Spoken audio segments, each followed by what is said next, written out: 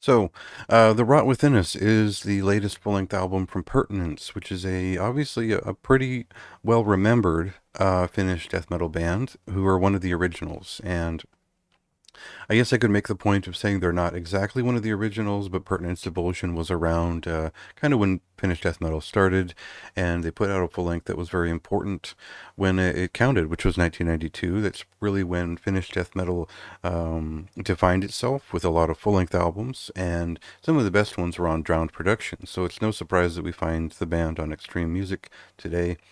And I I really feel like this band is often lumped in with Amorphis, Disgrace, and Demigod, which are bands that sort of variously delivered on their legacies in interesting ways, but they were never as good as they were in 1992. I mean, I hate to say that. They certainly all went places, but Pertinence are maybe the band that never really forgot where they started and never really evolved in a lot of ways. And maybe that's the biggest selling point on their newer material when they came back in 2012 or so. Maybe that first EP was it was terrible, but the stuff they put out right after, such as Awaken from Slumber, it was old school death metal, feasibly solid, full length, worthy material that was uh, great, death metal. It's very much that simple. And now we get to I think the third or fourth album now, beyond that point. Yeah, fourth album that they've made beyond Reforming. And we'll give it a listen, and I'll kind of speak to why this is an important juncture in their return.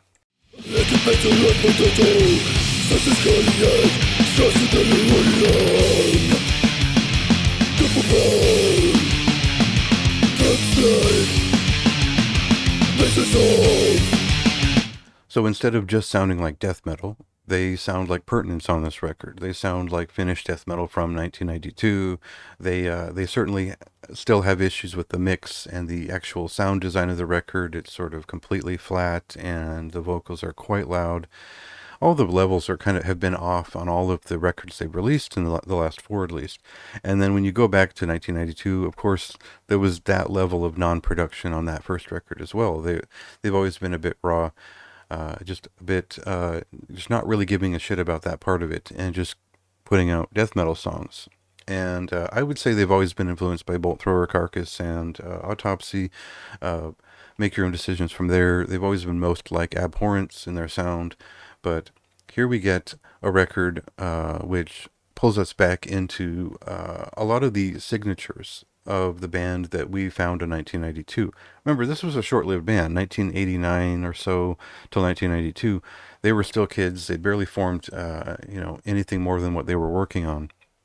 And to return this many years later with a record that is still representative of that idea is either dedication or pandering. And I think it's more so dedication in terms of what they pull off on this record, which is a more full-range Pertinence record that is still to the point, still very straightforward, but has this sort of Asphyx style feeling to it, which is pretty much in line with what Pertinence were back in the day. So you get the atmospheric side, the death doom metal side of Finnish death metal. You get a little bit of the weirding stuff, but this has always been a little bit more of a straightforward band in that respect. And you get a lot of the raw, straightforward riffing that you would expect from the band. So in a lot of ways, each record has incrementally delivered upon the expected Pertinent sound. And I thought it was funny. I was sort of praising the band for sticking to their guns, always being a bit of an original. And it's a funny thought because they've never really changed, but they've stuck with it long enough to where they've kind of gotten it right. They've kind of gotten back into the groove, and they're finally hitting a record which feels fully thought out, generally well constructed in terms of the compositions, which are still very simple, still have a couple of fade outs and kind of dull parts here and there, but they're back up to a quality standard which speaks to old school death metal and finished death metal that is worth talking about. I wouldn't say that their last three records were bad, but they weren't memorable. And I think this one is at least a little bit memorable, worthy enough of talking about and mentioning in the sort of finished death metal canon that is bringing back that old sound, has its own sound, and represents just what death metal was all about back then, which was sounding like yourself. And this wasn't a band that was trying to sound like anyone else. So this record speaks to that, that they're sticking to who they are, and I think it's worth praising. It's a little bit, I don't know, hard to wrap my head around. Like, I don't know if these riffs are quite up to par with a lot of what I've heard from this band in the past. But when I revisit a lot of their older, their first record and their demo, a lot of that was pretty scratchy and kind of underthought too. So this really is keeping in the tradition of the band in a lot of ways. And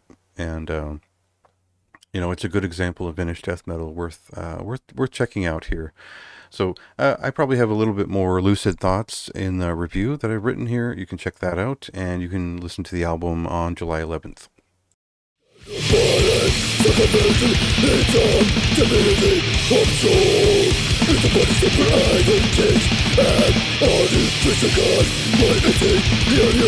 Become one.